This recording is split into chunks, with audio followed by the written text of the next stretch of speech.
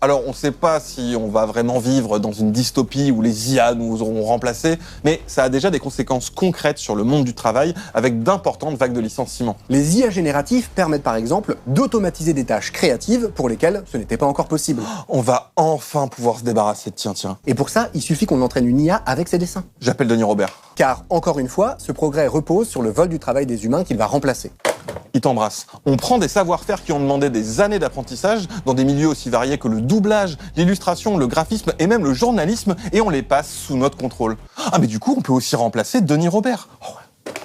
En les simplifiant, les réduisant à des processus froids où l'activité humaine se réduit à entrer un prompt dans une machine. Jusqu'à ce que nous soyons tous transformés en ceci.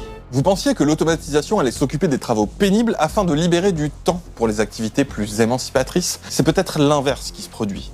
Car ce sont précisément les tâches les plus abrutissantes et les moins qualifiées pour lesquelles il sera toujours plus facile de trouver une main-d'œuvre pas chère et facilement remplaçable. Notamment dans le sud global, comme à Madagascar, qui au fil des années est devenu le paradis de l'IA à la française. Alors, pas un paradis du fait de ses plages de sable fin, de l'eau cristalline de ses lagons, ou de ces espèces de plantes et d'animaux uniques au monde, comme les adorables lémuriens. Et bien du fait qu'on peut y payer des milliers de gens 80 € par mois pour passer des journées entières à annoter des images et des vidéos afin d'entraîner nos intelligences artificielles. Bah oui, faut bien que quelqu'un, à un moment donné, lui dise que ça, c'est bien un chien, ça, c'est un chat, et ça, c'est un salut fasciste.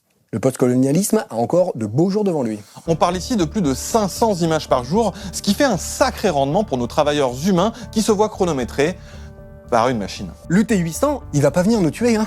Non, c'est bien pire que ça. Il va être là pour nous faire bosser. Les machines intelligentes ne vont peut-être pas nous remplacer finalement, mais remplacer nos managers, nos collègues, nos conjoints, notre SAV, nos conseillers Pôle emploi, nos psys, nos profs et l'aide-soignante de nos grands-parents. Et Denis Robert. Et tout le monde ne sera pas logé à la même enseigne. L'IA, à l'image de ses créateurs, est loin d'être neutre et se fait le miroir des inégalités de notre société en les répliquant et en les renforçant, entraînant une uniformisation des profils. De la même manière, les systèmes d'analyse vocale peinent plus à identifier les voix de personnes ayant un accent ou un phrasé différent de ceux sur lesquels elles ont été entraînées, ce qui défavorise certaines catégories de travailleurs. Son nom a une consonance arabe et du coup, il l'a bien dit, son nom, son prénom, mais par contre l'outil ne l'a pas entendu.